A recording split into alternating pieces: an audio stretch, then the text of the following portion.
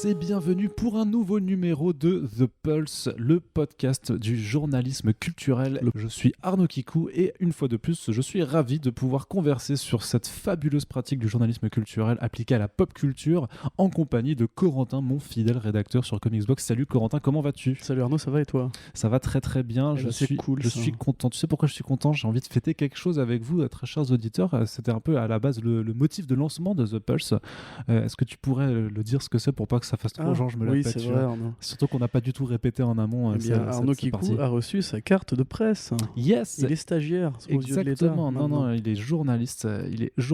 Oui, ferme-la. une journalope. Exactement. Et ça fait quand même plutôt plaisir d'un point de vue purement personnel et aussi pour mettre un petit fion à tous ceux qui nous disaient, nos chers trolls et autres haters, mais à Comics Blog vous êtes que des blogueurs, bordel, sus. Voilà. Donc voilà. Je pense que t'étais pas obligé, mais si, clairement. Moi, ça merci à ceux qui nous écoutent quand même. Merci en tout cas de nous écouter. Voilà, c'était une petite introduction pour faire le point parce que c'était quand même un sujet juste à la base c'était le motif de lancement de The Pulse et on attendait en fait ça pour le lancer. Finalement on n'a pas attendu, on l'a lancé avant et puis puis elle est arrivée, donc j'ai envie de dire que tout est bien qui finit bien, mais rien n'est fini puisque aujourd'hui on vous fait une petite émission spéciale. Alors on avait fait les 2 premiers numéros et là on fait un numéro 3 d'entre deux thématiques puisqu'il s'agit d'un épisode de réponse aux auditeurs et aux auditrices. Je vous avais demandé de nous poser quelques questions sur les facettes du métier qui vous intéressent et donc c'est ce qu'on va faire aujourd'hui, c'est lire ces questions et c'est tout. Et voilà, et on va juste lire ces questions. Non, et en plus en ASMR. Voilà, en ASMR. Et puis on va y répondre par la suite puisque on est comme ça, on est plutôt poli quand on nous pose des questions, on y répond. Et sachez qu'on reprendra bien entendu dès le prochain numéro un podcast dédié donc sur un sujet thématique principal. Si vous avez des points que vous voulez aborder, n'hésitez pas à le mettre dans les commentaires, tout ça, sachant que nous on a pas dit le clickbait. Si, mais justement, mais s'il y a d'autres trucs plus importants, par exemple la recette du parmesan, la gestion des commentaires, la gestion des commentaires aussi, effectivement. Modération. Ça va. Vraiment, il faudrait qu'on en parle un jour. Que répondre à quelqu'un qui t'a dit d'aller sucer ? C'est une grande question. Faut-il répondre ? Voilà, faut-il répondre aussi ? Et donc, on va tout de suite commencer. Alors, écoute, je pense qu'on... Voilà, on est là, allons-y. Voilà, comme le disait un grand rappeur, on va pas épiloguer. Donc... Waouh. Quel flow. Bah oui, t'as vu ça. Cette punch. Yes. Et du coup, en tout cas, un premier mot juste pour vous remercier à ceux qui ont joué le jeu de nous poser quelques questions. Ça nous fait toujours plaisir. Merci. Et donc, une première question dans une longue série d'un internaute Romain C59. Salut à toi. Si tu te reconnais, lève la main. Sans donner aucun chiffre, est-ce que votre rémunération permet de vivre dignement sur la région parisienne? Alors là, on entre tout de suite dans le vif du sujet. Est-ce que pas déçu du voyage. C'est autrement dit, est-ce que être journaliste culturel, ça paye? Est-ce qu'on est riche? Est-ce que les valises de Urban Comics et de Disney suffisent? Brajlon, n'oublie pas, nous sommes vendus. Voilà. Et est-ce qu'elles suffisent à nous payer la coke et le caviar pour le petit déjeuner? Je te laisse répondre, ami Corentin. Oui, mais sans donner de chiffre du coup. Sans donner aucun chiffre, exactement. Écoute, moi c'est très particulier, comme on l'a déjà dit, je suis salarié à temps partiel, puisqu'il y a écrit pigiste sur mon contrat, mais comme vous le savez, un pigiste est rémunéré à l'article. Donc ce qui se passe dans les rédactions en général en France, qu'elles soient professionnelles, qu'elles soient professionnelles, point, voilà. Je voulais dire qu'elles soient culturelles ou d'actualité plus généraliste, c'est qu'il y a des salariés qui sont à demeure, et qu'on prend des pigistes qui en général sont des freelancers qui vont proposer un article et être payés du coup selon le tarif en vigueur très peu. Il y a une vraie crise de la pige en France et il y a une vraie crise de l'employabilité en France. Du coup nous on a la chance d'avoir des emplois à une durée indéterminée et à temps plein ou partiel. Du coup moi j'ai pas vraiment de grille d'horaire, on va dire, donc je touche une sorte de forfait, on va dire, qui couvre avec ma deuxième activité 30% de mes revenus. Sachant que mon autre activité, donc projectionniste, n'est pas non plus la mieux payée du monde.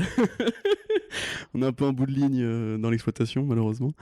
Fait que du coup, grosso modo, je joins les deux bouts en faisant des semaines de 55 heures. Mais sinon, si je devais juste m'appuyer sur mon activité journalistique, qui couvre, on va dire, ça dépend des semaines, mais en gros, entre 15 et 25 heures par semaine, selon l'actualité, selon la disponibilité d'Arnaud, de moi, etc., l'actualité à traiter. Donc oui, c'est pas forcément un bon rapport prix-temps, on va dire.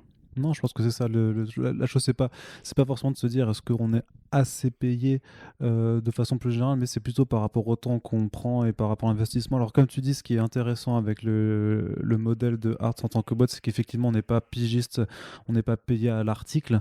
On a cette stabilité en fait d'avoir. Sinon, on serait mieux payé, je pense. Bah, vu la Finalement. productivité, effectivement, je pense qu'on serait beaucoup plus riche.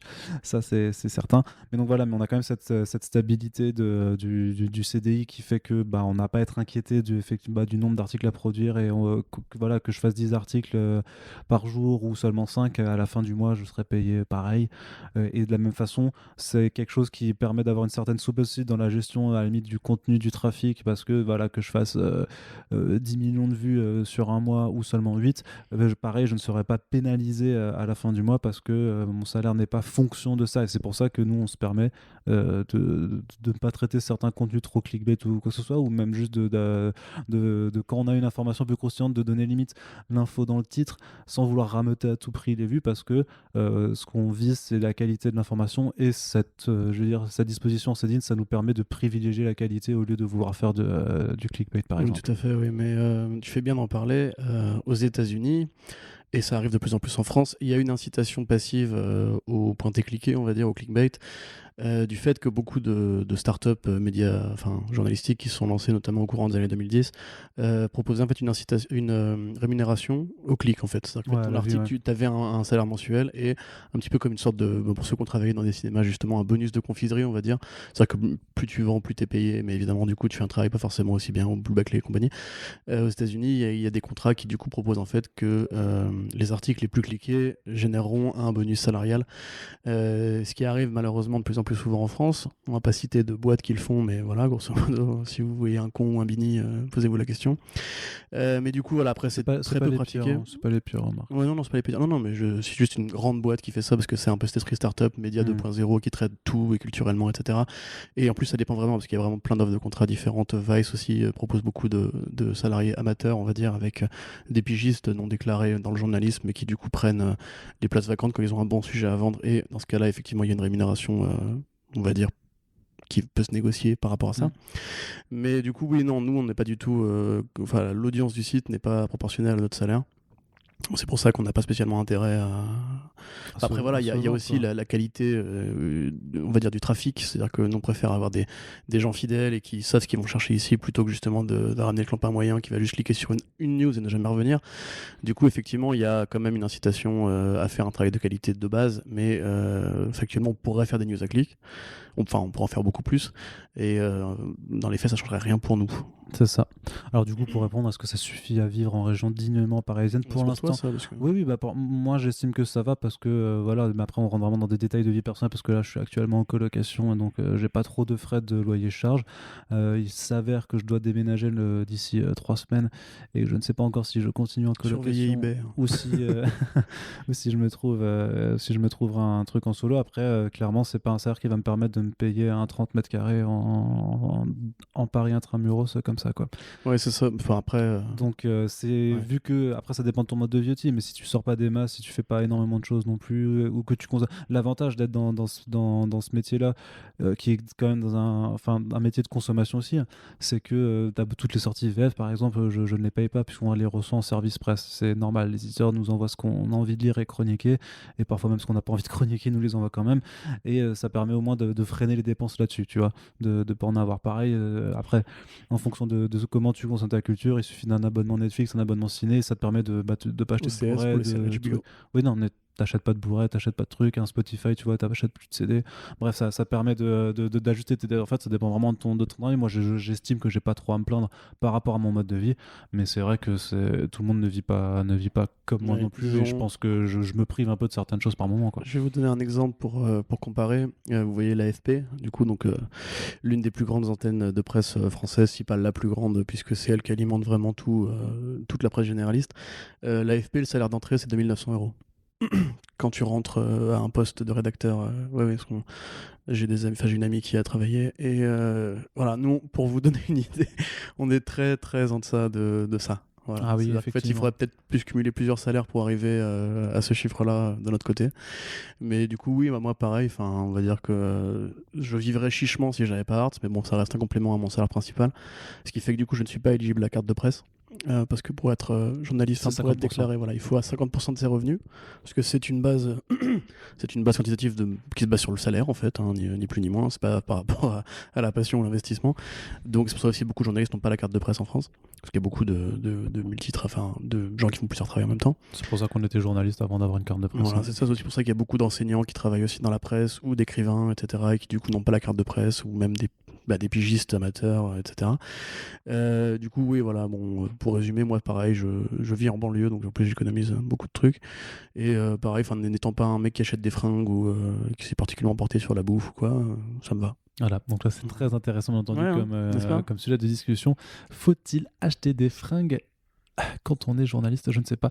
Mais on va poursuivre du coup avec les questions toujours donc de Romain, donc qui nous en a fait une petite série. Merci Roro. Quel est le temps moyen pour faire un dossier comme celui sur Multiversity par exemple? Alors, Corentin, ça on l'a fait. Très bon exemple. Ça, c'est un dossier, c'est un des plus gros dossiers qu'on ait fait, où on avait encore pris le temps de pouvoir le faire, parce que ça fait quelques temps. En plus, on l'a fait à 4 mains. Donc, oui, on l'a fait à 4 mains, effectivement. C'est vrai que c'était particulièrement musclé. Multiversity, c'est pas forcément l'exemple le plus pertinent, puisqu'il faut faire beaucoup de recherche ou de traduction, parce qu'il y a aussi les collègues ricains qui s'attaquent à ça, avec beaucoup plus de... Parce que eux sont des rédactions plus chargées. Sur le cas de Multiversity, c'était beaucoup de rédaction, beaucoup de... relecture aussi. Mais il a fallu juste trouver un angle, il a fallu savoir comment se répartissaient les sujets. Il y a eu de la relecture, effectivement, il y a eu une analyse case par case. Moi, je dirais que j'ai passé plus de temps, paradoxalement, à réfléchir à mon édito sur Pax Americana que faire le dossier Multiversity. Dans ce cas-là, on a pris quoi? On a pris 4 grosses soirées, quoi, un truc comme ça. Ouais, c'est quelques heures de travail quand même. Plus. Oui. Bon, c'est, à nous deux cumulés, ça doit faire au moins entre 6 et 10 heures de travail. Un peu plus même. Ouais, un peu plus. Mais dans ce cas présent, effectivement, c'est le cas pour les dossiers de recherche de comics qui vont se baser sur de l'histoire, de la référence, etc.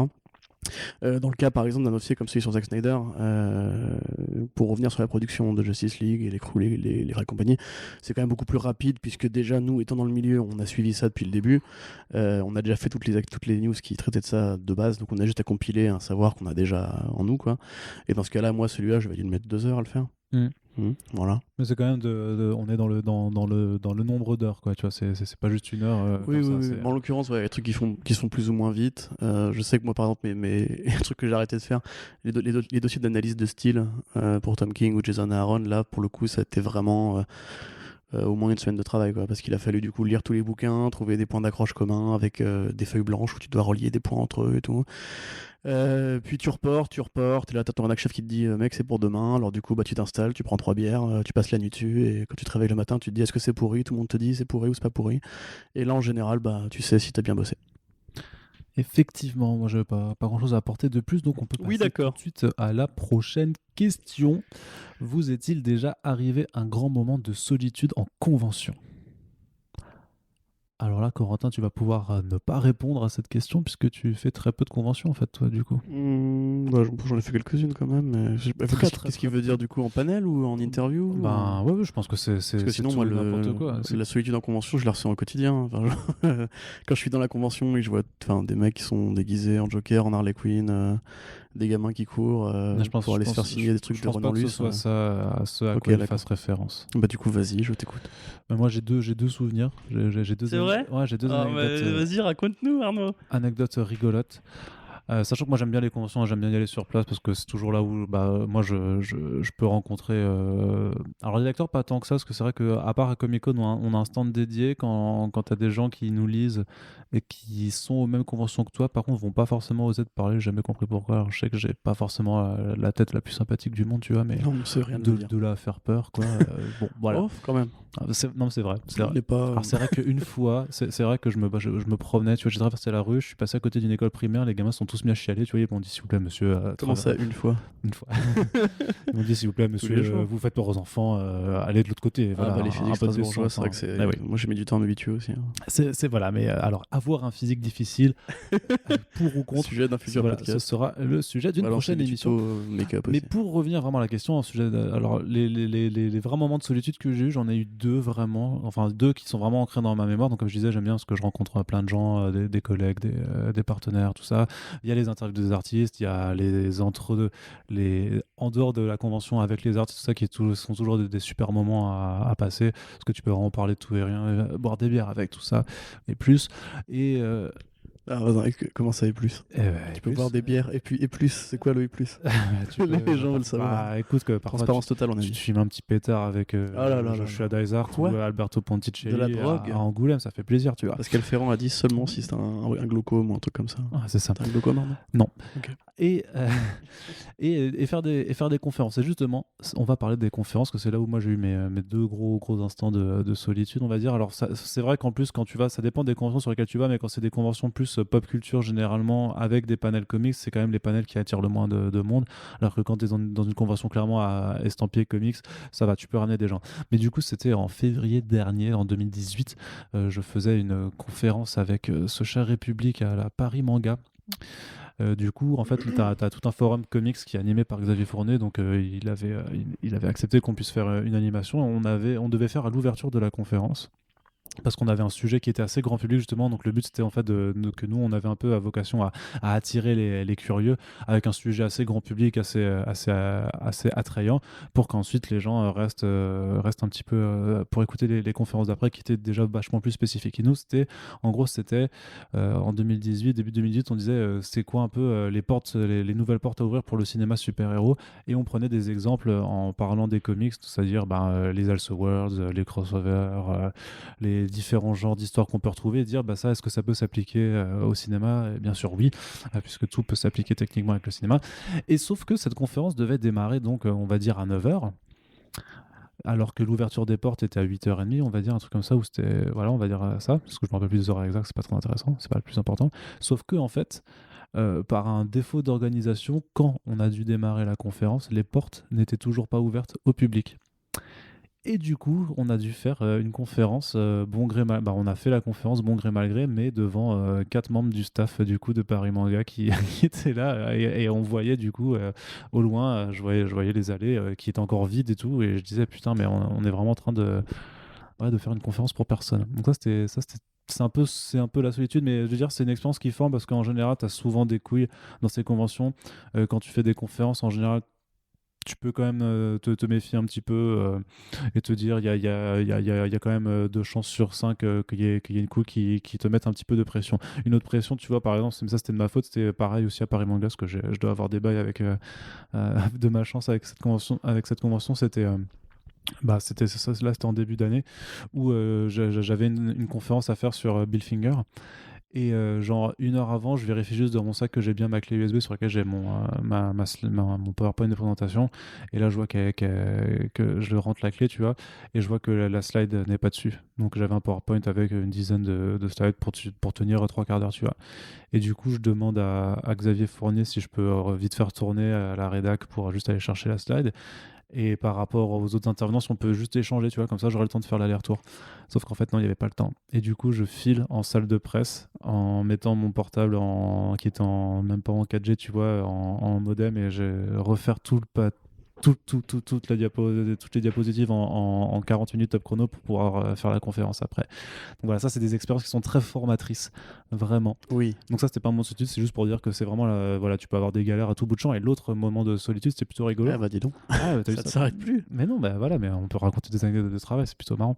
C'était au salon Super Héros à Popcorn là en avril 2019 là, donc il y a quelques mois, il y a 2 mois. où j'avais une conférence, donc pareil, là c'était la même conférence que j'avais un peu réadaptée, mais sur Billfinger pour la présenter aux lecteurs du Sud qui n'avaient pas été à Paris pour l'écouter. Et du coup, il s'avère que quand j'arrive dans la salle, il n'y a personne à la régie, donc pour me mettre pareil mon slide sur le projecteur et tout ça. Donc je suis 5 minutes en avant, donc ça va. Puis 5 minutes passent et je fais c'est chiant parce que c'est un peu l'heure là, faut que je démarre ma conférence.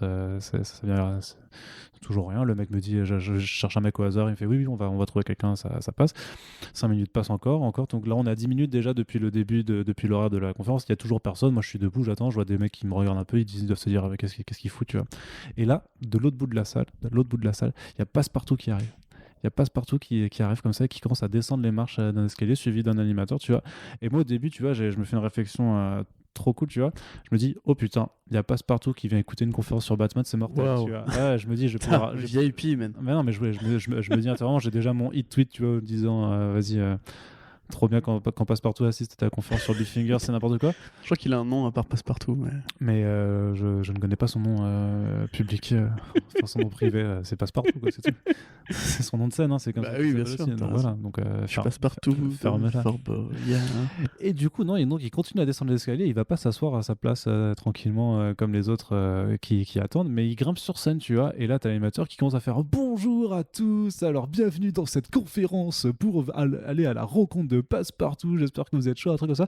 Et là je les regarde, tu vois, j'ai un déclic, je hurle comme ça, je fais non, comme ça, et je commence à descendre et tout, je suis désolé les gars, vous faites pas de conférence Passepartout, là c'est moi, je dois parler de Batman, machin, tu vois. Et alors t'as un grand silence. T'as bloqué Passepartout? Ouais. Mais t'es un monstre. Mais non. Et t'as les autres gens qui sont assis à côté, qui commencent à se marrer et qui confirment effectivement qu'ils sont là pour un truc de Batman. Puis du coup il y a Passepartout qui vient me voir, il me serre la main, il fait salut et tout, et puis je le prends en aparté, je fais mais je comprends pas, c'est une blague et tout, est-ce que t'as vu que la salle était vide et tu t'es dit tu t'improvises une conférence? Il fait non, j'ai vraiment une conférence. Je fais quoi? Et du coup il monte son planning et tout, et ça a l'air qu'en fait c'était juste gouré de salle, quoi. Et heureusement, mais du coup voilà, donc j'ai chassé Passepartout de ma salle de conférence. Ton clash avec Passepartout. Ouais. Non, c'est pas un clash. C'est légendaire. Et au final d'ailleurs j'avais toujours pas de registre après, donc finalement j'y suis de nouveau allé à la ramasse, c'est-à-dire que j'avais mon ordi portable avec moi, donc j'ai présenté sur mon écran 13 pouces, c'est ce que je vais faire. Non, c'était horrible. Non, et du coup un tableau derrière, j'ai dessiné. Ouais, non mais vraiment. À la limite j'aurais fait ça si j'avais pu. Et à un moment t'as quand même un mec qui arrive et tout, et il vient me voir du coup, et il me fait mais du coup t'as un câble HDMI ou je sais pas quoi, ou un port HDMI, et je lui dis bah non, c'est pas moi d'apporter ça. Il fait ah bah je peux rien pour toi, salut, et il se casse vraiment, quoi. Donc voilà, ça c'était aussi très c'était Popcorn. Ouais, c'était à Super, ouais, donc voilà, c'était si vous voulez ça arrive avec son ordinateur et Passepartout, allez au Popcorn. Ouais, c'est ça. Voilà, donc ça mais voilà, comme dit, c'est pas propre à une convention en particulier. Est-ce qu'ils ont prévu d'inviter Passe-Muraille le prochain coup? C'est des choses qui arrivent tout le temps. Au passe-temps. Ce genre de truc. Et toi, est-ce que tu as un moment de solitude de ce genre-là? De solitude, c'est pour ça que moi j'ai moins d'expérience. Peut-être quand Neil Adams s'est foutu de ta coiffure. Non, ça m'a plus fait rire qu'autre chose. Après, le moment de solitude, moi, c'était le fait que, à la dernière Comic-Con, on avait du coup des conférences de prévues. Évidemment, l'organe nous avait pas prévu de traducteur. Et bon, on sait que, enfin, nous, en tout cas, on le sait, la plupart des lecteurs sont anglophones, puisqu'ils lisent des comics, qui est un média principalement américain. Mais voilà, il faut quand même, pour les jeunes, pour les curieux, pour ceux qui n'auraient pas forcément justement cette culture du phrasé anglais, traduire. Et ça a été mon rôle sur 2-3 conférences qu'on avait fait l'année dernière. Et je vais pas dire que je suis timide, mais c'est vrai que c'est pas forcément évident de répéter ce que dit un mec, parce que moi en plus je ne suis pas formé aux arts de la traduction. J'ai découvert récemment qu'il y avait des gens qui prenaient un carnet, qui notaient en direct, et après je me disais putain quelle bonne idée, j'aurais dû l'avoir à l'époque, tu vois. Parce que du coup en fait j'ai un peu baragouiné ce que les mecs ont dit. Alors heureusement la plupart étaient sympas, mais c'était très compliqué quand justement on a fait la convention avec Gail Simon. La conférence, tu veux dire? Oui, pardon, la conférence avec Brian Selfridge et Gail Simon, qui d'ailleurs pourrait être aussi un moment de solitude, puisque faut savoir que le Comic-Con nous avait mis en face le concours de cosplay. C'était vraiment la fermeture du salon en plus, donc évidemment tu te doutes bien qu'il va y avoir 20 pélos qui vont être là parce que c'est des gros fans, mais la plupart sont ailleurs, quoi. En tout cas c'était pas à la hauteur de Gail Simon et Brian Selfridge. Du coup oui, c'était un peu triste, mais surtout le truc c'est que j'ai dû traduire à l'appel, quoi, parce que j'étais crevé, j'arrivais pas à suivre ce qu'il disait un mot sur deux. Alors après, on m'a dit que j'avais bien traduit, donc ça prouve que les gens parlent très mal anglais, en fait, et que du coup, personne n'avait rien compris, et qu'ils sont contents de ce que j'ai dit, en fait. C'est vrai que c'est un exercice difficile, hein. Je l'ai moi-même vécu, du coup, pareil, là, à Super Hero, quand j'ai fait les confs avec Paul Renaud pour Bruce Timm et Chris Claremont, où j'avais très très très peur de Chris Claremont, parce qu'on m'a dit, c'est un gros bavard et tout ça, tu vas voir, toi, tu vas être épuisé à la fin de la conférence, et je lui ai vraiment dit au début, je lui ai fait s'il te plaît, par contre, je sais que tu parles beaucoup, mais essaie juste de mettre des pauses dans tes phrases, ça je peux traduire au fur et à mesure. Et puis par contre, pour le coup, j'étais impressionné parce qu'il a vraiment ultra bien joué le jeu, tu vois. Est-ce que Neil Adams avait fait, et aussi, c'était le seul à faire avec l'encreur de Stefano Godiano, avec qui demande pareil, je pense avait plus l'habitude et du coup faisait bien des pauses entre ses phrases. Puis en plus on avait du coup l'artiste de Spawn qui parlait très bien en français aussi, tu te souviens? Oui. David Hein, exactement, ouais.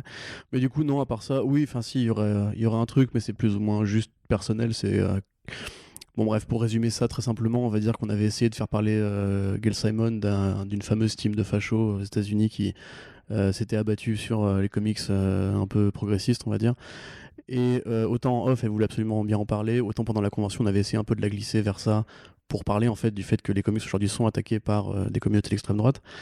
Et pas moyen. Du coup, moi j'étais un peu déçu de voir qu'une conférence avec Brian Stelfreeze et Gail Simon était quand même relativement lissé. Ouais, politiquement correct à fond, lissé, très très marketing, c'était très curieux. C'est très ricain, tu vois. C'est genre on a notre fiche, on va le lire, on va dire que tout est amazing et tout va bien. Et en gros, tout ce qu'elle a dénoncé venait du passé en fait, et pas du présent, alors qu'il y a aussi des bails dans le présent. Mais ça, c'était plus une déception personnelle qu'un moment de solitude. Ouais. À part ça, en général, non. Enfin, tout va bien.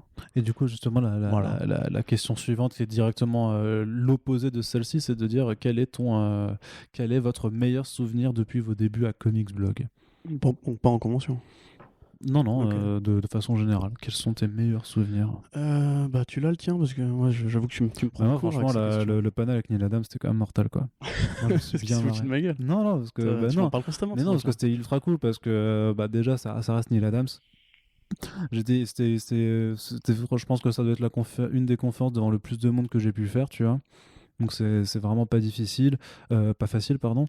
Mais c'était de voir. Enfin, c'est con, mais il a un charisme naturel qui fait que moi-même, tu vois, j'étais vachement plus détente à partir du moment où ils ont commencé à tout ça s'exprimer, à voir que ça se passait super bien, que tu gérais vachement bien la traduction aussi, que justement il y avait une forme de presque complicité qui s'installait aussi entre toi et Neil, parce que voilà. Tu sais, c'est mon petit poteau. Bah, c'est ça. Non, mais voilà, c'était un très très bon souvenir. Mais de façon générale, moi, les souvenirs les plus cool que je garde, tu vois, mon souvenir le plus cool, c'est quand j'ai fait Super Friends avec Joshua Dysart, c'était trop bien, tu vois. Ouais, bien sûr. Mais voilà, en grosso modo, les podcasts avec des artistes, les interviews, les conférences, tout ce qui sort en fait de la simple rédaction news, je trouve ça trop bien. Ouais, bah oui, moi j'en aurais 50, quoi. Enfin, c'est un plaisir de travailler au quotidien pour Comics Blog. Non, mais blague à part, vraiment, je pourrais te citer quand Jeff Lemire avait arrêté ma review ma critique, même sur 9e art du coup, c'est 9e art, c'est pas Comics Blog, mais de Black Hammer pour les fameux 5 étoiles. Tu veux dire le 10 sur 10? Ouais, le 10 sur 10, wow, c'est pareil, on s'en fout. 10 sur 10, d'ailleurs, très bon titre de Maître Gims qui est sorti. Je lui ai mis un 10 sur 10 tous les jours à la rédaction. Incroyable. Voilà. Guillaume n'en peut plus. Sinon, il y a Angoulême, quand on était juste tous les quatre avec Lise et Guillaume. Vraiment, on avait bien kiffé, on avait rencontré plein de monde, on avait croisé Sullivan, Balak, on avait fait une petite soirée pour les 100 ans de Glénat, c'est ça? 50. Un peu taré, les 100 ans de Glénat. J'avoue que les mecs étaient déjà là en 1889. Mais du coup, ouais, c'était bien stylé. On avait bien fait les fifous. Tu te rappelles qu'on a fait un duel de gros costauds avec Balak? Ouais, c'est vrai. Vous avez imité, on a déjà raconté ça. Vous avez imité Gros Costaud tous les deux. Et Balak était séduit par le charme d'Arnaud Kikou et son imitation de Gros Costaud. Voilà, il y a ça.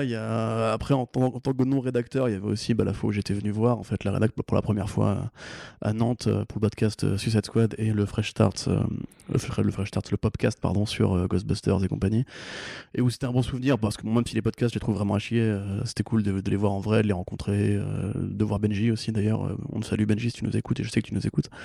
Voilà, il y en a 50 quoi. Mon dossier, pareil, Jason Aaron, où vraiment je pensais pas que je verrais le bout, et quand je l'ai sorti tout le monde était content et tout le monde a dit que c'était bien, etc. J'aime bien mes poissons d'avril. J'aime bien des dizaines. Mes articles de poissons d'avril, je les aime bien aussi. Ouais, ils sont mortels. C'est une vieille tradition. Attends, sinon j'en aurais un plus définitif qui est du coup lié avec celui de Neil Adams. Ce serait la conférence qu'on a fait sur la diversité dans les comics à la Comic-Con. Pour une raison toute bête, c'est que la salle était pleine. Et vraiment, moi je me suis dit, genre c'est un sujet qui, bon, peut passer pour du racolage, on va dire, mais c'était pas un sujet évident à ce moment-là où justement il y avait toutes ces affaires de harcèlement et nous on s'engueulait tous les jours avec des mails sur internet par rapport au fait que il faut prendre tel scénariste parce qu'il a du talent, pas parce qu'il est noir, etc. Et tous ces débats qu'on avait qui nous fatiguaient, qui nous épuisaient, c'est pour ça qu'on voulait pousser ce sujet-là en avant particulièrement. Et quand on est arrivé, alors déjà on sait qu'il y a 2 comptes youtubeurs fachos qui étaient là dans la salle et qui n'ont pas eu les couilles de nous poser des questions ou de venir nous voir après. Que voilà, il y avait tout le monde était content, il y avait ma copine qui était sur scène avec nous aussi, ça faisait plaisir, et je trouve qu'on a bien tenu le sujet et que dans l'ensemble c'était une belle façon justement de porter ces petites convictions. Comment le mec s'auto-congratule quand même, hein. Il faut des fois, c'est pas avec ce que les gens nous disent sur internet qu'on va avoir une estime de nous, hein. C'est vrai. Alors du coup on continue toujours avec ces questions. Pas trop dur de travailler entre potes? On n'est pas vraiment potes, hein. Non, pas potes, hein. Les masques tombent. C'est pas forcément ce genre de terme que j'utiliserais. Oui, c'est vrai. Non, c'est vrai qu'on n'est pas assez amis, on se connaît pas assez. Rappelle-toi. Il y avait une époque où j'avais dit à Arnaud, qu'à l'époque on était sur DC Planète, que je crois que je t'ai dit, genre t'es un ami ou je sais pas quoi, tu peux me le dire. Et il dit, mais je sais pas si on est vraiment amis, hein. Et depuis, je le fais chier avec ça depuis 4 ans en mode mec, on n'est pas amis, hein, calme-toi. J'étais socially awkward. Ouais, c'est vrai que t'étais super awkward. Non, mais du coup, ça n'a aucune difficulté parce qu'en plus, avec Corentin, effectivement, ça fait 5 ans qu'on bosse ensemble à distance ou on rapprochait. Donc, je saurais même pas. Je sais qu'on a vachement vite accroché sur le fait parce qu'on se parlait énormément à la fois pour le boulot, puis aussi juste pour discuter, même quand c'était pas des news de santé. T'étais un peu ma seule liaison en fait, hein. Enfin, j'aime beaucoup les membres du staff actuel, mais je parlais vraiment qu'à toi et peut-être un peu Watchful quoi à l'époque. Ouais. Mais c'est tout. Donc, du coup, non, c'est pas difficile. Après, c'est vrai qu'on n'est pas en présentiel l'un de l'autre, quoi. Tu vois, c'est vrai que si on devait se partager un local tous les jours, que tu devais voir ma gueule au réveil, est-ce que ça changerait quelque chose? Je ne sais pas. J'en sais rien. J'ai déjà caressé l'idée de faire du temps plein ici. D'ailleurs, on me l'a proposé, mais la vérité, c'est que non. Enfin, je sais pas. Arnaud, il a son caractère, j'ai mon caractère. On travaille très bien aussi à distance. Il arrive qu'on s'engueule, c'est même très régulier, pour ne rien vous cacher, parce que effectivement chacun donne ce qu'il peut donner de la part de temps qu'on a à faire. Le problème c'est qu'on est que 2 et quand il y en a un qui est pas là, c'est à l'autre de tout faire, donc forcément il y a des fois où en gros l'autre veut pas ou l'autre veut avoir une vie privée, et Arnaud depuis peu a découvert le concept de la vie privée. Du coup voilà, c'est arrivé qu'il y ait des frictions et compagnie, donc justement c'est un avantage d'être pote en fait, parce qu'après on sait que tout ce qu'on se dit dans ces moments là va pas être pas personnel, tu vois. Ouais. Donc on arrive à mieux se réconcilier, que je pense dans des vraies boîtes où d'après les clashs durs et ça crée des tensions bizarres et compagnie. Ouais, puis on a une bonne alchimie, tu vois. Enfin là c'est vraiment ça n'a plus rien à voir avec du professionnel, mais même sur le plan client, enfin en termes de comportement, quand je sais que parfois je peux être très, très relou et tu cèdes jamais à cette trait de caractère. Non, mais c'est bien. C'est là, mais du coup moi aussi à l'inverse je peux être très désengagé par moment, tu vois. Et il faut dans ce cas-là que tu me casses moins les couilles possible. Mais même Guillaume, tu vois, depuis qu'il est arrivé, je trouve qu'il y a encore une meilleure ambiance, puisque c'est vraiment un gars super cool et il a tout de suite accroché à nos 2 personnalités. Donc non, franchement, moi je trouve que c'est plutôt un avantage. Non, puis avec lui ça se passe bien aussi, même si on se voit que 2 fois par mois. Donc c'est juste chiant quand ton rédac chef te dit tu fais tel article, donc toi tu te dis bon bah ok, et 2 secondes après il dit mais au fait j'ai rendez-vous avec une meuf, dis-moi ce que je dois dire. Ça, en l'occurrence, ça brouille un peu l'ordre hiérarchique, tu vois. Je ne vois absolument pas de quoi tu veux parler. Non plus. Ah là là, ça, ouais. Effectivement. Alors du coup, on a. Du coup, ça. Alors une autre question, c'est juste, a-t-on encore l'envie de lire des comics en sortant du travail? Oui. Du travail de hard, du coup. Parce que moi, je lis beaucoup au cinéma, en fait. Oui, mais après, ton rapport à la BD évolue forcément du fait que tu as des trucs que tu dois lire. Ouais. Il y a des trucs qui sont utiles, qui sont importants de lire parce que tu prépares un tel article ou quoi. Et il y a des trucs que tu as envie de lire. Et en général, c'est pas du tout pareil. C'est-à-dire que moi, personnellement, les reviews que je fais, c'est plus souvent les trucs que j'ai envie de lire et qui me plaisent que l'inverse. Après, il faut admettre aussi une problématique de temps. Moi, personnellement, avec les 2 boulots, j'ai de moins en moins le temps de lire. Du coup, je lis beaucoup dans les transports en commun, je lis beaucoup au taf, mais non, l'envie est toujours là. Ouais. Mais j'aime pas, si elle est plus là. Mais c'est vrai qu'il faut faire la distinction vraiment entre les comics t'as des trucs que t'as vraiment envie de lire aussi que pour toi, et d'autres que tu dois lire où tu sais forcément qu'il y aura une review derrière à faire traîner. Je sais que même s'il y a des choses que je lis par envie, c'est beaucoup. Enfin, moi, il faudrait que je calcule, tu vois. Mais je sais pas depuis combien de temps ça fait que j'ai pas lu quelque chose vraiment que pour moi, tu vois. Où je sais qu'il y aura rien à faire après, tu vois. Il y aura pas de suivi, tout ça. Et ça, c'est vrai que ça manque un peu. Mais c'est même l'inverse, c'est que des fois, moi, je lis des trucs pour moi, genre, tu sais, juste, bah tiens, récemment, je rattrapais Chou pour les 10 ans. Et je me dis, du coup, qu'il serait bien d'en parler, parce que ça a 10 ans, c'est un comics culte et compagnie. En fait, des fois, juste le fait de lire un truc pour toi te donne envie, en fait, d'en parler derrière. Du coup, les deux sont intrinsèquement liés. Après, ouais, enfin, ça n'a vraiment plus rien à voir. À l'époque où j'étais vraiment juste lecteur et auditeur de comics blog, je lisais genre 10 fois plus que maintenant. Ouais. Parce que peut-être que j'avais plus d'envie aussi à l'époque, mais maintenant, vu que justement tu dois faire des choix en termes de temps, enfin, tu vois, genre, je m'en veux d'avoir lu War of the Realms par exemple. T'aimes pas? T'aimes bien toi? Ouais, non, bah c'est de la merde. Voilà. Okay. Vraiment, j'adore Jason Aaron, hein, mais là actuellement il est pas sur un bon run. Il est temps que ça se termine tard d'ailleurs. Et du coup, la dernière question de Romain, c'était est-ce que vous êtes simplement heureux dans ce que vous faites? Bah écoute, moi travailler pour Art, ça m'a permis de rencontrer ma copine. Ça me met du pain sur la table et ça me permet de faire un métier donc, que j'ai rêvé de faire depuis que j'ai 17 ans. Donc oui, voilà, évidemment, le bonheur parfait n'existe pas, enfin n'était jamais vraiment genre, tu te réveilles pas le matin en mode genre ah putain, je suis trop content, la vie est belle et toutes les heures tu te félicites d'avoir fait des choix de vie X ou Y. Mais après oui, enfin je suis heureux au quotidien dans mon travail, oui, très clairement. Quand je vois des crétins qui sont payés 3000 balles pour faire gagner 2000 € à une grosse entreprise, je pense pas à personne de près de précis, là. Enfin en tout cas pas que vous connaissez pas ces personnes, bref peu importe. En tout cas, voilà, je pense que oui, on a fait des bonnes choses là, mais du coup, ça fait plaisir. Allez, on continue. Mais t'as pas répondu, toi? Bah si, mais moi je dis que oui. Oui, sans plus. Bah non, mais il y aura toujours plein. Il y a un truc qu'il faut bien comprendre quand même avec ce métier-là, notamment de se dire que t'es payé pour parler de comics et de films et de séries. Oui, ça a l'air idéal sur le papier. C'est vraiment un idéal et c'est vrai qu'il y a une certaine chance à avoir ce métier et à pouvoir en vivre surtout, parce que c'est ça qui est le plus important.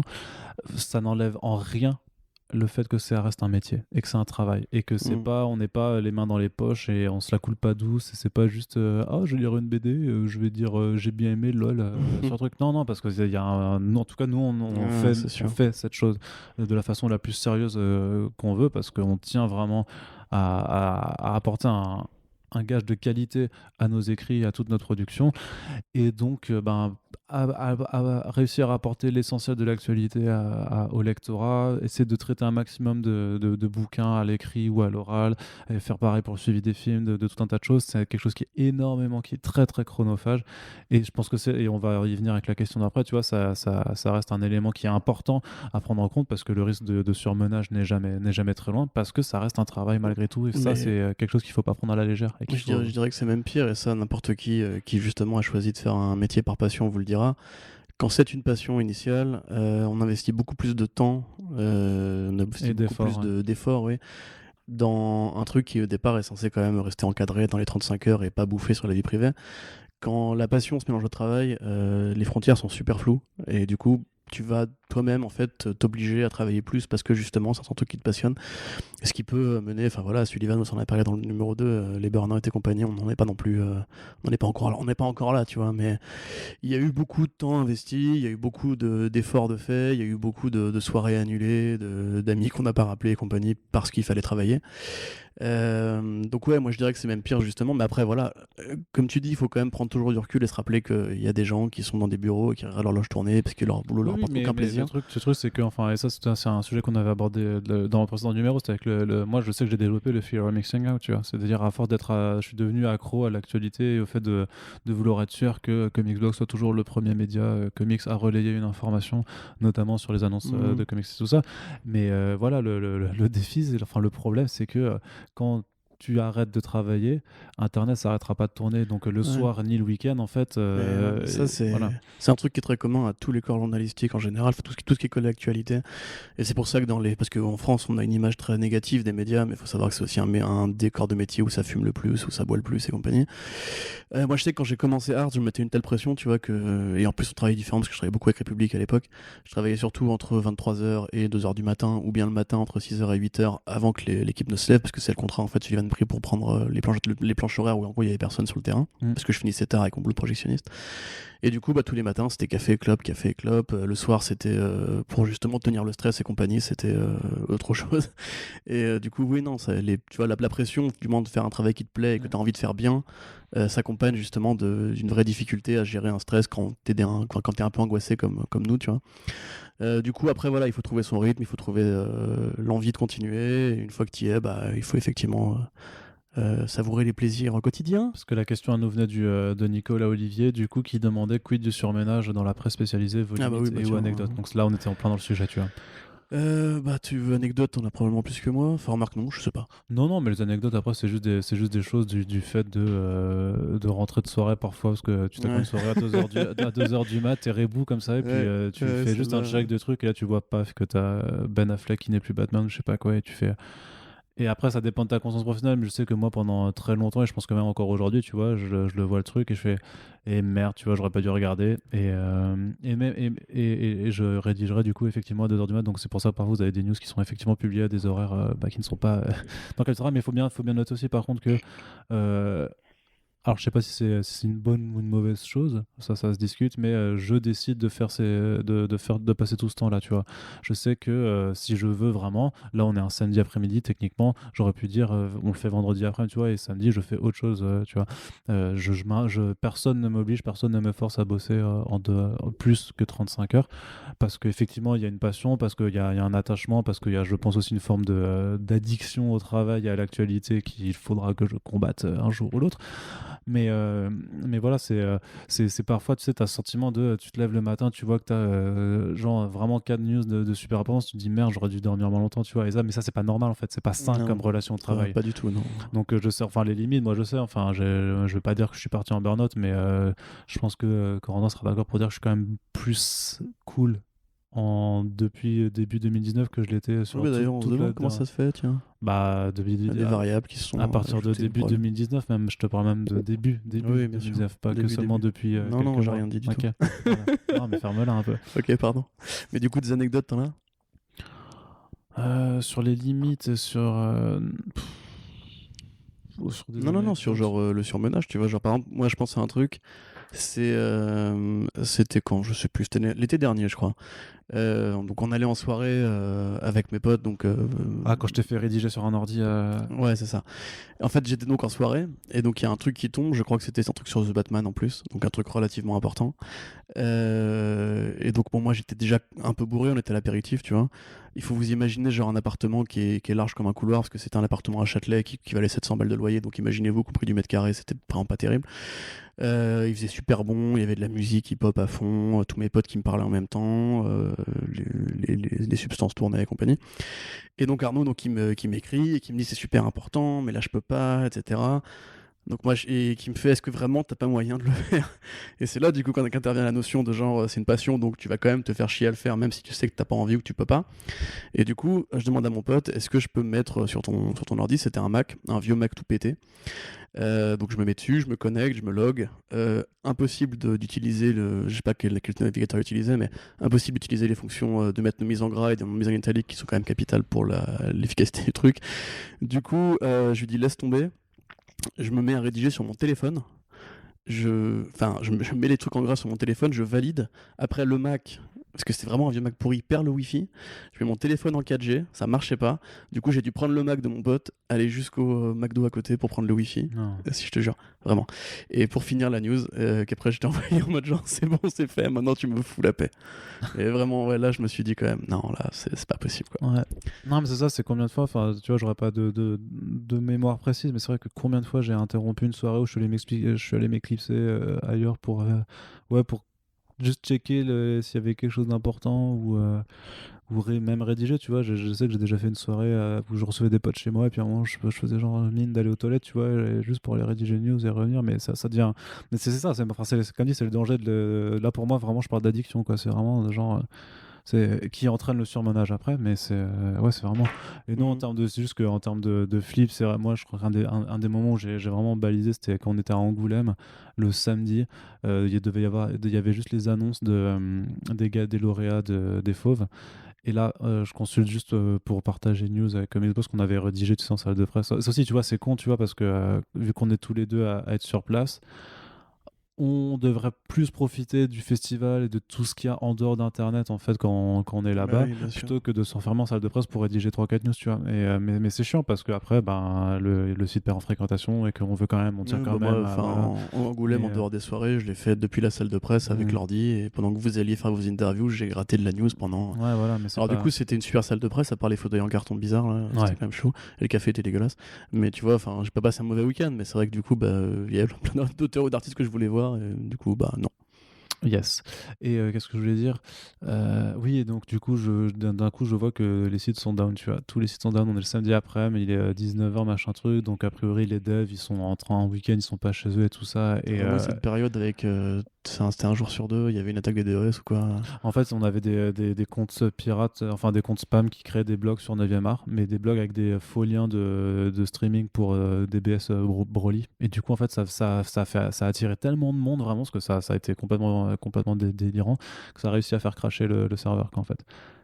Voilà. Pourtant on reçoit beaucoup de monde en général sur le site, mais là ça n'avait plus rien à voir, quoi. C'était complètement débile. Non, et donc voilà, donc c'est juste des situations de stress comme ça où d'un coup les sites plantent alors que t'es pas en journée de travail. Quand c'est en journée de travail, ça va, tu fais bon, t'appelles le dev, tu fais excuse-moi, ça a planté, est-ce que tu peux rebooter, en une heure c'est gratté. Et là je me dis merde, si on est en Angoulême en plus, il y a des grosses annonces pour 9e art aussi, c'est vachement important qu'on parle, et paf là. Donc voilà, ça c'est un peu, et du coup ça te met dans des situations de stress qui sont pas forcément normales non plus par rapport à un travail, tu vois. C'est vrai. La difficulté, c'est pareil, c'est d'arrêter de fumer quand tu as ce travail-là. Putain, ouais. C'est un truc assez musclé à faire, et je ne remercierai jamais assez Océane qui m'a beaucoup aidé. Mais ouais, puis pareil, voilà, sur le ménage, comme on l'a dit, comme je disais tout à l'heure au début, personnellement, quand j'ai commencé Hard, vraiment, disons qu'il y a eu des très longues soirées, des nuits très courtes, et genre moi je me souviens qu'à une époque, en fait, je prenais tellement de café pour me lever tôt le matin et attaquer des nuits de 4h ou 5h parce que du coup, en fait, moi, là, mon contrat, c'est de rédiger avant que République ne prenne le site en main. En arrivant, et du coup il blindait un peu, c'est normal, parce qu'il avait aussi plein de papiers de fond et plein de dossiers à faire, ce qu'on fait beaucoup moins, et même Sci Fantasy a pris cher depuis qu'il est plus là, parce qu'on est que deux et parce qu'on veut pas se surmener, justement. C'est aussi une des raisons pour lesquelles le site tourne un peu à vite, c'est qu'on n'a pas forcément envie de faire 2 fois plus d'heures. Déjà, comme Xbox, c'est notre bébé, donc on a forcément envie de travailler plus dessus, mais voilà. Et à l'époque, je me souviens, genre j'allais me coucher le soir, et si tu veux, genre avec le café, les clopes et le stress, je faisais de la tachycardie, tu vois, et t'arrivais, si tu veux, que le fait que mon cœur batte trop vite, tu vois, pour que j'arrive à m'endormir. Ouais. Une fois, je me souviens, j'étais parti en pleine nuit dans Paris pour me balader pendant 1 heure, histoire de me calmer un peu, puis je suis rentré, j'ai dormi. Et le lendemain, je me suis levé, j'ai fait des news. Voilà. Mais on ne regrette rien, si ça vous intéresse de le savoir. Mais c'est juste parce que je pense qu'il faut prendre conscience que c'est un métier qui demande réellement de temps, et c'est sûr qu'on peut se dire oui, mais c'est cool, vous parlez de comics, c'est votre passion, donc mais la passion elle justifie jamais rien, parce que ça reste un travail malgré tout. Moi on m'avait déjà dit tu travailles dans un truc qui te passionne, donc t'es content. Quand pendant toute ma thèse on m'a dit mais c'est cool, tu fais de la recherche, c'est trop le meilleur métier du monde, c'est beau la science, tout ça, en plus t'adores les bactéries, de quoi tu te plains, tu vois. Non, mais tu vois. T'adores les bactéries. Non, mais on me l'a dit. On t'a dit, la thèse, c'est un travail de passionné. C'est magnifique, tu vois. Et genre, ça doit justifier que tu prennes pas de congé, que tu prennes pas de week-end, que tu prennes pas de soirée, tu vois, que tu fasses des récréations. Moi, je l'avais compris très vite. J'avais compris très vite avec la thèse. Et j'ai dû le réapprendre, du coup, avec ce site, parce qu'effectivement, c'est quand même, on va dire honnêtement, c'est sûr que c'est moins fatigant, on va dire, de faire une thèse que de faire des prep d'ARN, de staphylocoque doré, clairement. Je vous expliquerai comment ça marche si vous voulez. Mais ça ne reste pas c'est la même finalité au final, tu vois. C'est la passion, n'excuse rien. Tu dis ça, mais rappelle-toi, quand je t'ai dit que j'étais projectionniste, tu m'as dit mais du coup t'appuies sur play sur un grand player VLC qui envoie le film. Tu vois. Et du coup, moi, tous mes potes à l'époque, quand je leur ai dit que je voulais être opérateur, ils m'ont tous dit mais si tu pars, tu vas voir tous les films. Je suis là en mode genre non mais les gars, j'ai pas le temps de voir tous les films, je vois un film maximum par semaine, c'est tout. Et en horaires où personne ne vient, du coup. Allez, une question pour toi, Coco. Oui, c'est moi. Vu le mépris constant des gens pour les films Marvel Warner par les fameux amoureux du vrai cinéma, entre guillemets, avez-vous parfois caché votre passion à des gens? Et je pense notamment à Corentin, vu son métier. Si j'ai caché ma passion pour les films Marvel, DC, des gens. Pour les super-héros, quoi, aussi, j'imagine. Ah non, pour les super-héros, je trouve qu'il y a aucune honte à avoir. Le super-héros, c'est un comment dirais-je, un art noble. Je sais pas si... enfin, c'est un courant artistique noble dans la fiction de la bande dessinée, mais aussi du cinéma. Peut-être qu'ils pensent des films, parce qu'au final, tu sais, on est tous, c'est des films qui sont vus par tout le monde, mais que personne n'a envie de dire ah ouais, moi j'adore. Enfin, personne va s'en vanter forcément, parce que ça reste quand même une forme de sous-culture un petit peu. Ouais. Parce que c'est pas en fait, moi, ce serait plutôt, tu vois, à l'inverse. C'est-à-dire que vu que j'ai grandi avec une maman, parce que c'est beaucoup ma mère qui m'a élevé, on s'en branle, mais voilà, qui était plus une lettrée au sens littérature non illustrée, tu vois, c'est-à-dire les vrais bouquins de vrais auteurs. Sans images. Voilà, sans images. Bah si, il y a des images des fois, mais c'est une image tous les 26 pages, c'est de la merde. Oh, c'est nul ça. Ouais, c'est naze. Mais bref, du coup, voilà, elle a toujours trouvé ça un peu débile que je continue à lire des BD après avoir passé les 10-11 ans, tu vois. Donc toute ma vie, elle m'a dit, mais lis des vrais bouquins, lis des vrais bouquins. Bon, après, il se trouve que j'ai fait un master en lettres, donc évidemment, j'ai lu des vrais bouquins, mais je suis même plutôt content, tu vois, entre guillemets, que mes loisirs de geek et de gros nerdos m'aient ouvert les portes d'un métier, que beaucoup de gens rêvent de faire d'ailleurs. Donc non, à l'inverse, j'ai pas du tout honte de lire des BD de super-héros. Au contraire, j'essaie plutôt d'en parler avec les gens et de voir avec eux s'ils ont des atomes crochus avec cette culture-là. Genre par exemple, tu vois, mon programmateur au cinéma adore Goldorak. Bon, c'est pas du super-héros, mais tu vois, alors que lui, c'est un mec qui programme que des films d'auteur, des films d'importation, des films super rares, de revendications LGBT, ethniques et compagnie. Donc en fait, ça parle à tout le monde en vrai. Et pareil, il adore Alan Moore, mais sans le savoir, tu vois. C'est qu'il me dit j'adore Watchmen, j'adore pour Vendetta, mais il sait pas qui est Alan Moore, tu vois. Du coup, par rapport aux films Marvel et DC, mais le problème c'est qu'en fait, moi je suis pas un immense fan de Marvel et DC, enfin dans les films en tout cas. C'est-à-dire que parler du Dark Knight, parler de Watchmen et compagnie, oui, évidemment, j'adore en parler. Parler de Marvel Studios, je peux en parler avec des gens s'il y en a que ça intéresse, mais je vais pas cacher cette culture-là au sens que je ressens pas un besoin d'éduquer les gens par rapport à ça. Tout le monde doit voir ces films-là de toute façon. C'est pas là où le travail est à faire, tu vois. C'est pas là où le travail est à faire. Oui, voilà, c'est vrai que ce qui est important de faire, c'est par contre, c'est justement par rapport aux fameux élitistes de leur dire, les gars, c'est pas parce que c'est plus populaire que vos trucs, il y a pas des choses à en dégager ou que c'est pas, y a pas une forme d'art qui se cache derrière. Enfin, moi, je suis contre le mépris en général, tu vois. J'aime pas qu'on méprise de façon un peu gratuite les choses. Je veux bien qu'on argumente et qu'on dise effectivement si t'es fan de ci ou de ça, exactement. Mais je suis contre le mépris gratuit de la culture super-héroïque juste parce qu'effectivement c'est des films qui brassent énormément de millions de dollars et parce que ça, énormément de gens vont les voir et parce que oui, il y a des compromis énormes sur le plan artistique qui sont faits pour réussir à faire tenir tout ça dans un certain cadre. Malgré tout, malgré ces compromis, il y a quand même une prouesse, je trouve, à présenter une histoire de cette façon qui est hyper intéressante à regarder aussi, même d'un point de vue artistique, même s'il y a un lissage sur la forme et le fond qui est indéniable, mais il y a plein de choses qui sont intéressantes malgré tout. C'est pas pour autant que ça doit être regardé de haut. Bah après, le mépris est pas spécifique aux gens qui n'aiment pas le film de super-héros. Et à l'inverse, en fait, quand tu es sur Twitter, et c'est malheureusement mon cas, tu vois qu'en fait, il y a différentes échelles de communautés qui prétendent détenir les clés du savoir, quoi. Par exemple, dit du mal de Michael Bay sur Twitter, alors que pour moi, tu vois, je considère pas que c'est forcément... Enfin, il a fait des grands films, hein, mais je considère que ça reste quand même de la soupe explosive qu'on vend au grand public. Et tu dis ça à des vrais cinéphiles qui vont justement te rétorquer avec des vrais arguments et des vraies raisons et du vrai savoir que non, c'est du grand cinéma parce que il y a des trucs qui sont travaillés ici, là, etc. Et Marvel, on peut aussi dire que du coup, par exemple, socialement, enfin en tout cas, comment dirais-je, au niveau du devoir de représentativité, au niveau du progrès ethnique et compagnie, alors évidemment, il y a des gros progrès à faire au niveau LGBT et compagnie, mais par exemple, c'est une boîte qui aujourd'hui fait changer les mentalités à Hollywood. Et c'est une boîte qui va faire débloquer des vrais films, peut-être en indé, peut-être par Netflix et compagnie, parce qu'ils créent des tendances. Les films de super-héroïnes, ça vient aussi par Wonder Woman, ça vient aussi par Captain Marvel, et aujourd'hui, du coup, on voit que Millennium engage Jill Soloway, qui est une nana non-binaire, enfin du coup, qui est une non-binaire hyper revendicative, qui est vraiment à propos sur le genre, le sexe et compagnie, façon Wachowski, tu vois. Tu passes du coq à l'âne de Bryan Singer à elle, quoi. Ouais, c'est un truc de ouf, hein. C'est vraiment le virage inverse. C'est vraiment, ils ont dit, ok, d'accord, on a bien compris, tu vois. Mais tu vois, du coup, ça, c'est aussi permis parce que Brian Millennium veut un film qui fasse les chiffres que faut Captain Marvel et Wonder Woman. Et si demain, Jill Soloway, qui est quand même une grande créatrice, est plus connue grâce à ça, tant mieux, tu vois, j'ai envie de dire, il y a que des bonnes choses qui peuvent sortir de là. Alors évidemment, les films en eux-mêmes, on aimerait tous qu'ils soient meilleurs.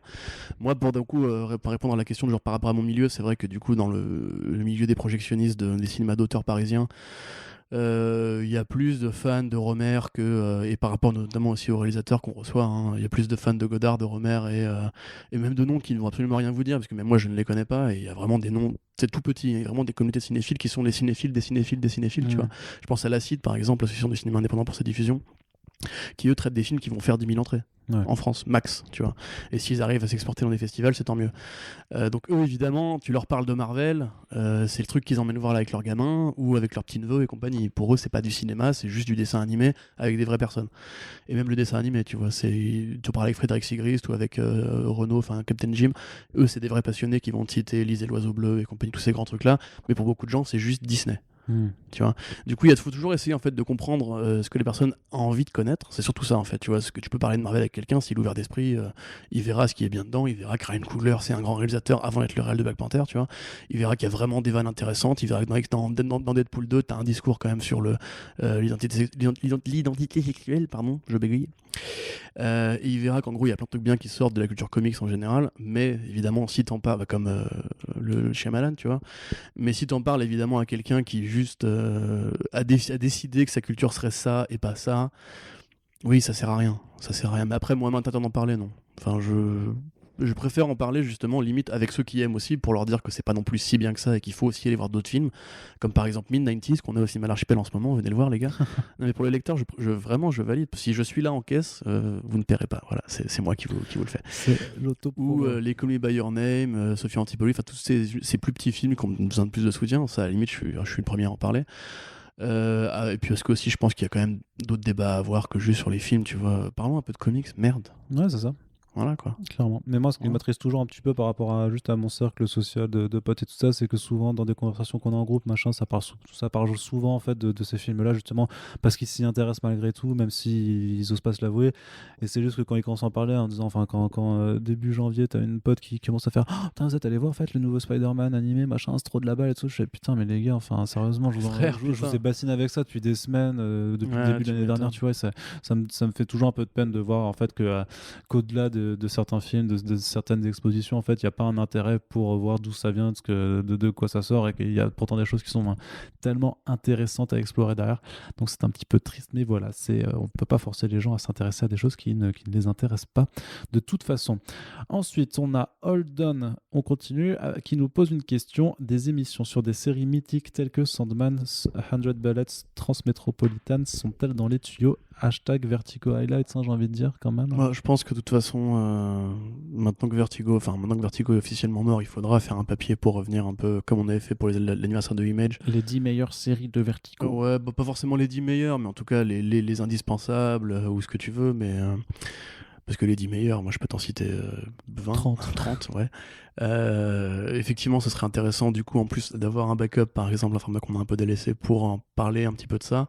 Oui. Mais après oui, le problème c'est que c'est toujours une question en fait de rapport temps-disponibilité. L'actualité ne dort jamais. On a des podcasts qui courent très régulièrement, comme le Fresh Start qu'on doit faire toutes les 2 semaines. Il faut qu'on trouve des créneaux. Moi maintenant, je vais encore plus loin de la rédaction, donc il faut que quand je viens entre guillemets, ça soit plus utile que pour juste passer 1 heure à parler d'un comics. Enfin, c'est très utile aussi, hein, bien entendu. Et on va faire en attendant saga avec les comics Image et compagnie, évidemment. Enfin, pas que Image d'ailleurs. Du coup, oui, c'est prévu. Maintenant, à la question du quand, on va voir. Hein. Ouais. Évidemment, les adaptations sont toujours un motivateur clé parce que c'est là que les gens vont s'intéresser précisément à une œuvre en particulier. On aurait pu en faire un sur Swamp Thing d'ailleurs, mais bon, le hasard a décidé qu'on n'aurait peut-être pas dû se faire chier pour rien en fait.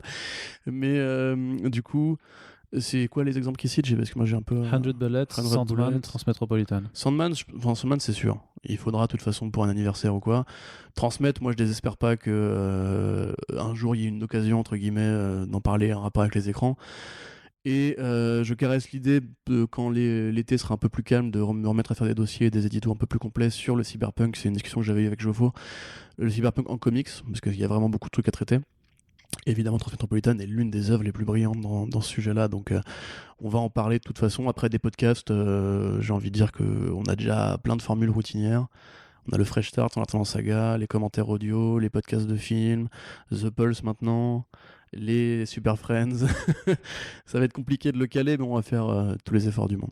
Après, il faudrait qu'Arnaud lise ses comics aussi pour que ce soit plus facile. Et oui, il y a toujours. Ce qui est bien aussi avec ce domaine, c'est qu'il y a toujours plein de choses encore à découvrir. Même, On n'a jamais fini de découvrir, malheureusement. Si, peut-être à 70 balais, mais. Yes. Allez, du coup, une autre question encore. C'est votre travail vous donne-t-il envie de vous lancer dans l'écriture de comics ou pas du tout? Pas du tout. Non? Non. Tu vois, j'aime bien la bouffe, mais j'ai pas envie d'être cuisinier. J'aime bien le cinéma, j'ai pas envie de tenir une caméra. Enfin, peut-être que si, remarque, mais non, les comics, j'aime la forme d'art que ça recouvre. Enfin, après, je dis ça, j'admire Sapolsky qui a quitté Comic Box pour aller écrire Spider-Man Noir aux États-Unis. Et quel destin incroyable et quel vieil fulgurant, mais j'ai pas d'idée particulièrement. Je pense pas avoir grand-chose à raconter. Moi, mon avis, enfin, mon rôle est plus de relayer. Enfin, mon rôle. Le rôle qu'on a, nous, est plus de relayer l'actualité, d'essayer de trouver quelle va être la petite perle à un moment T, de quoi parler, quel regard poser sur une actualité. Enfin, une industrie qui se barre parfois en couille et qui est de plus en plus rachetée par des grosses corporations. Remarque, ça ferait un bon comics, tu vois, un comics sur les maisons de comics rachetées par les corporations et comment ça les influence. Sinon, si je devais écrire un truc, ce serait genre une série à la Mad Men ou The Hours sur le Marvel des années 60, avec Mark Maron dans le rôle de Stan Lee. Mais à part ça, j'avoue que j'ai pas forcément d'idée ou de projet de bande dessinée, ni maintenant, ni plus tard, a priori. Ok, très très bien. Et toi, Et moi, pour l'occasion, j'ai des envies d'écriture, hein, clairement. Après, pour du comics, de la BD, non. Pas forcément, moi, je me sens pas forcément très créatif, très bon pour de la fiction. Par contre, clairement, moi, j'ai pour objectif, j'ai pour ambition d'écrire pour le papier, vraiment, de faire plus un ouvrage de type essai, en fait. Je dirais, ou un truc un peu comme ce que j'ai fait. Je dirais une thèse. Mais c'est un peu comme ça que je le verrais, tu vois. Comment gérer son contenu capillaire Non, par contre, pour parler de pop culture, machin, après, j'ai des envies aussi un peu plus personnelles d'écriture, mais pour l'instant, c'est des choses vraiment auxquelles je réfléchis. Comme des éditos. Oui, non, mais là, je te parle en dehors du travail. Non, oui, je te parle de trucs vraiment personnels, en dehors du travail, des autres projets d'écriture auxquels je réfléchis beaucoup, mais peut-être juste genre sur juste un blog perso à part où ça, par contre, ouais, tu vois. Genre, moi, personnellement, si je devais arrêter d'écrire sur les comics et la culture pop, ce serait pour écrire, je sais pas, dans Philosophie Magazine ou quoi. Enfin, ce serait plus de ce genre de choses-là qui m'intéressent, tu vois. Genre, ou même Vice pour la société, tu vois. Ce serait plus genre, qu'est-ce qu'on fait avec toute cette culture, tu vois. Qu'est-ce qu'on apprend, qu'est-ce qu'on retient et comment est-ce qu'on doit vivre notre vie dans un monde très compliqué. Mais de la fiction, non, par contre. Ouais, pas de fiction. Ok, du coup, c'est vrai que Darkfan nous a posé une question en commentaire du premier podcast. Question bête sûrement et sans aucune malice. Mais êtes-vous de vrais journalistes, c'est-à-dire avec une carte de presse? Et tu avais répondu oui, Arnaud. Voilà, donc on rappelle que en fait, le travail qu'on fait, si tu veux, on n'a pas besoin de carte de journaliste pour le faire, puisqu'en fait, on fait le travail et les éditeurs avec qui on travaille et tous les partenaires dans les conventions et tout ça connaissent la qualité de notre travail, en fait. Donc, nous n'ont jamais demandé de justifier une quelconque carte pour nous autoriser à avoir accès au salon, pour faire des interviews et tout ça. Sachant que la presse spécialisée, en général, c'est beaucoup moins demandé, beaucoup moins exigé que la presse généraliste. Ouais, et puis même, je veux dire, même les RP des grosses boîtes, des gros studios, quand ils font des junkets presse, machin, ils nous demandent jamais. Vu qu'ils invitent des Instagrammeuses, oui, maintenant, en plus, c'est ça. C'est vrai qu'il faudra faire un sujet aussi sur j'ai plein de trucs à dire. Le Twitter journalisme, là, putain, c'est vrai que c'est assez insupportable. Le Twitter le YouTubing journalisme aussi. Oui, non, mais je l'appelle comme ça, mais ça dénomine en fait tous ceux qui utilisent les réseaux sociaux comme si c'était des journalistes alors qu'ils le font pas. Tu vois. Les let's players. Ouais. C'est braves gens. Et du coup, mais par contre, maintenant, oui, on a une carte de presse. Quand on avait enregistré. Non, tu as une carte de presse. J'ai une carte de presse. C'est vrai que toi, tu peux pas, mais sur la simple base parce que tu gagnes pas 50% de tes revenus avec ton activité journalistique. Oui, et puis après, c'est déclaré comme société de presse aujourd'hui. Ouais. Mais c'est une nomenclature.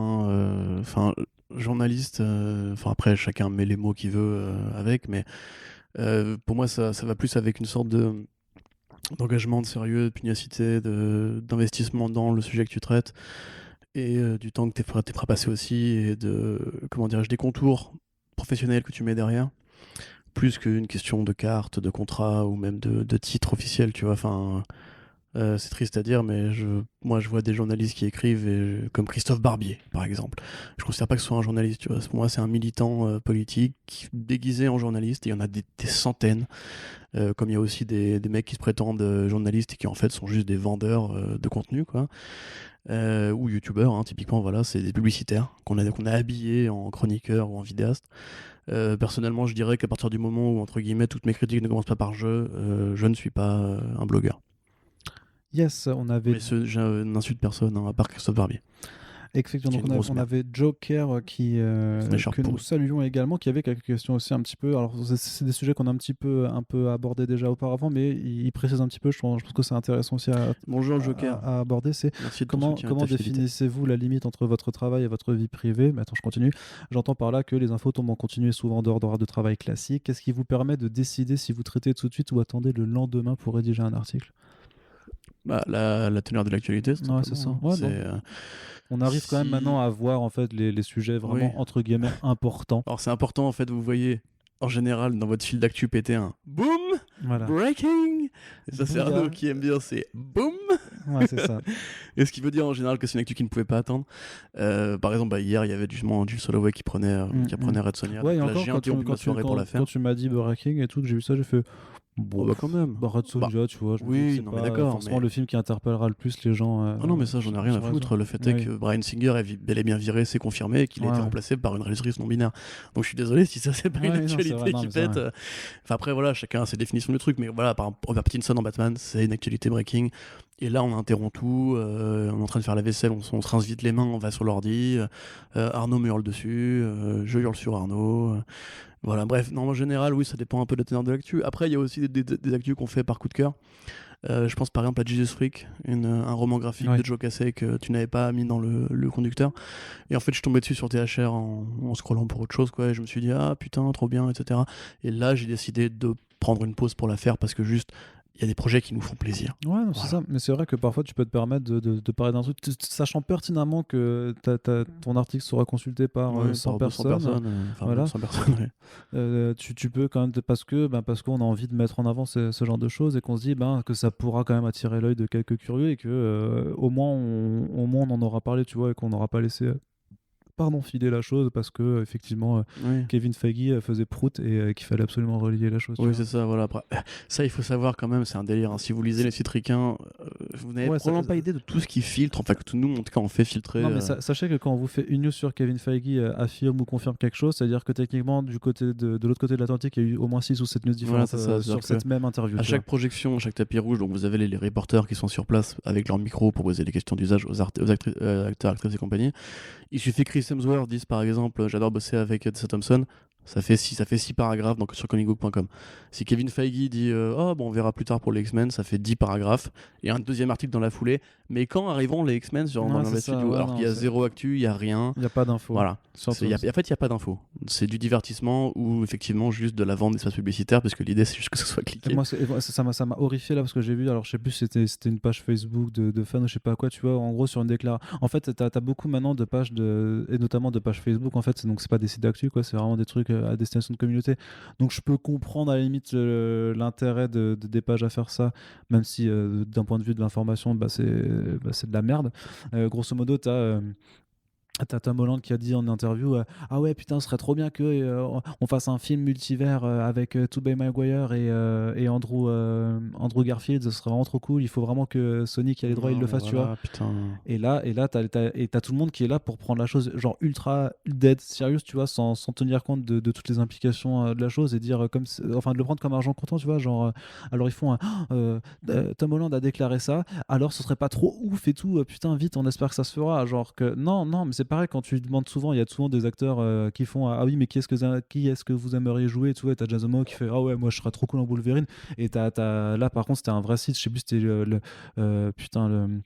le geek là, putain, le journal du geek ou un fan actu ou un truc comme ça, voilà, qui fait Jason Momoa veut absolument reprendre le rôle de Wolverine. Non, il a pas dit ça en fait. C'est juste que c'est comme si on te pose une question, c'est qui que t'aimerais jouer comme super-héros, que tu réponds Batman, et ben on va pas titrer putain Corentin veut être le nouveau Batman, tu vois. Alors après pour ceux qui vont commencer à chercher l'historique du site pour voir si on a déjà fait des conneries comme ça, on rappelle que nous on est là depuis 1 an et qu'on a travaillé aussi avec d'autres gens avant sur une autre édito avant, mais la vérité c'est que un acteur qui dit je veux faire ça, ce n'est pas une actualité. Un acteur qui dit un truc, en général, ce n'est pas une actualité.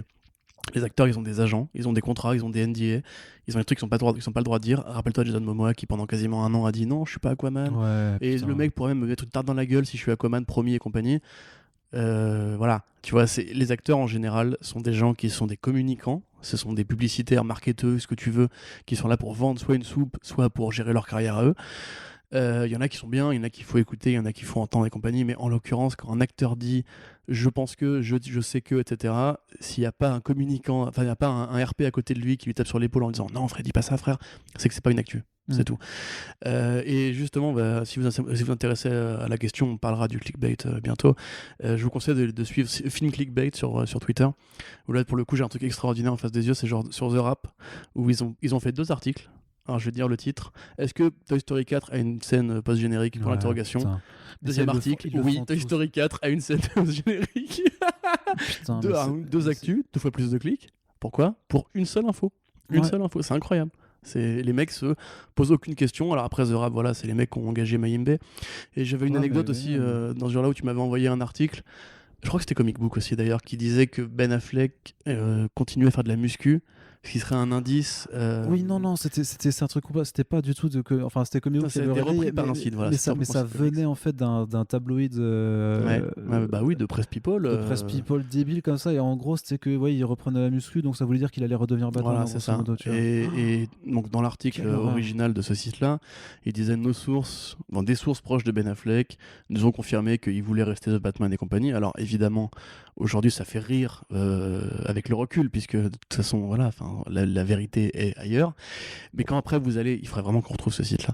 Quand vous allez sur genre la page news cinéma par exemple, vous avez que des trucs comme ça. Vous avez Tom Cruise gay, machin, annonce truc, etc. Et c'est toujours pareil, c'est nos sources nous ont dit que. C'est quand même une tricherie incroyable. C'est-à-dire qu'en gros, t'inventes des sources, tu ments, et tu fais ça à chaque fois, et les gens continuent de bouffer la merde, tu vois. Et Comic Book, donc un site qui est quand même relativement racoleur, qui reprend ça. Genre 6 mois plus tard, on va leur mettre dans la gueule, tu vois. C'est pour ça aussi qu'il faut éviter le clickbait ou la théorie à la con, parce que de toute façon, quand les faits vont se réaligner, tu passeras pour une brêle. Donc, on fera tous les exemples de clickbait des requins, machin. Je retrouverai ce site-là parce que personnellement, ça m'avait quand même. On peut tenir 1 heure facile dessus aussi, clairement. Un autre sujet intéressant à traiter est la préparation et exécution des interviews. Lorsqu'on a le produit fini sur le site, en article ou en podcast, on a souvent une discussion bien structurée, dirigée, qui ne part pas dans tous les sens. Qu'est-ce que ça implique comme travail en amont pour arriver à ce résultat? 2 choses, vu que c'est moi qui fais quasiment toutes les interviews.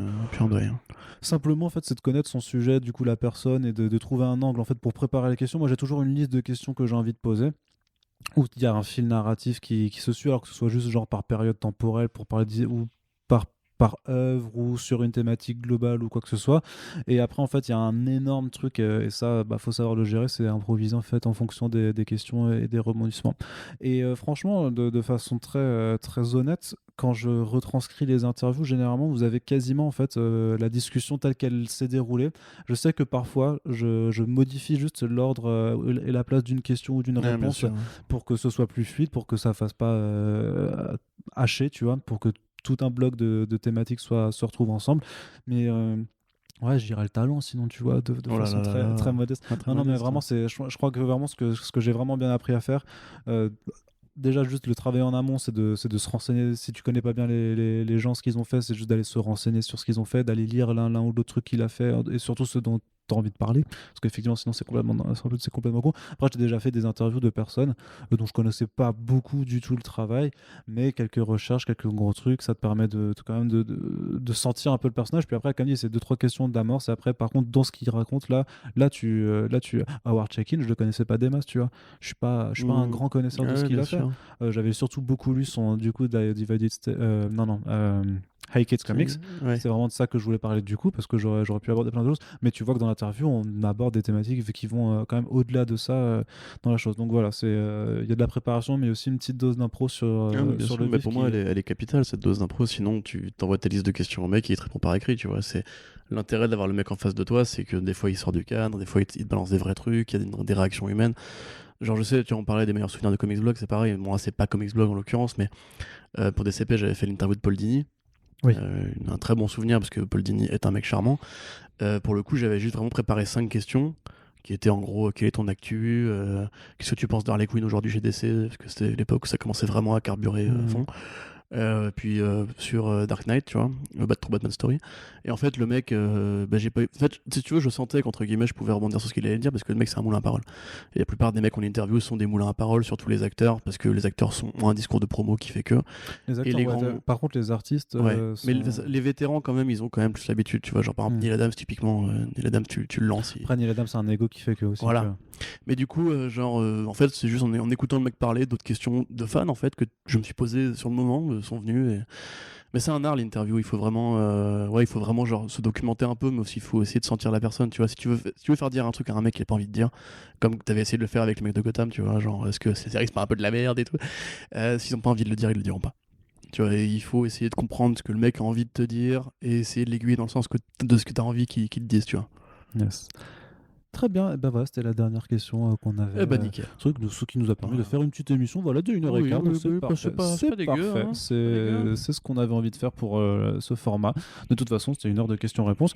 On vous rappelle bien entendu qu'il y aura sûrement, en tout cas en fonction des questions que vous avez, si vous avez envie de rebondir sur des choses qu'on a abordées ici, si vous voulez approfondir certaines de nos discussions, ou juste si vous avez d'autres questions qu'on n'a pas abordées là, on vous encourage bien entendu à le faire, que ce soit dans les commentaires de l'article ou sur les réseaux sociaux. De toute façon, moi je fais aussi des tweets de temps à autre pour dire hey, les gars, on va refaire une émission comme ça, posez vos questions si vous en avez. Et en tout cas, on vous remercie de nous avoir donné la matière pour faire cette émission cette fois-ci.